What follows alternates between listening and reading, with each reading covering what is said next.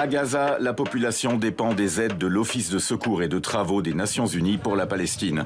Le mouvement islamiste Hamas a organisé des manifestations contre la décision des États-Unis de geler 65 millions de dollars d'aide. Pour les habitants de la bande de Gaza, une raison de plus de craindre pour leur survie. J'ai besoin de ces aides. Si je ne peux plus avoir de blé ni d'huile, ça va être très compliqué. C'était déjà très dur, mais là, ça va être encore pire. Au même moment, lors d'une réunion au Caire, la Ligue arabe a condamné la politique de l'administration Trump. Auparavant, l'OLP de Mahmoud Abbas avait appelé à la suspension de la reconnaissance d'Israël jusqu'à ce que l'État hébreu admette l'existence d'un État palestinien.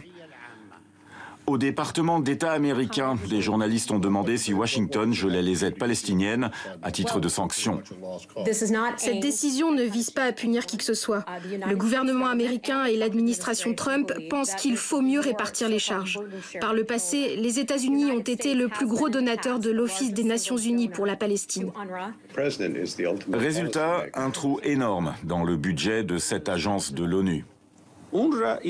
L'Office des Nations Unies pour la Palestine fournit des services vitaux aux réfugiés palestiniens, que ce soit dans les territoires occupés, en Jordanie, en Syrie ou au Liban. C'est un important facteur de stabilité. Stabilité qui semble à présent très menacée. Le Premier ministre israélien Benjamin Netanyahou a même réclamé la suppression de l'agence de l'ONU.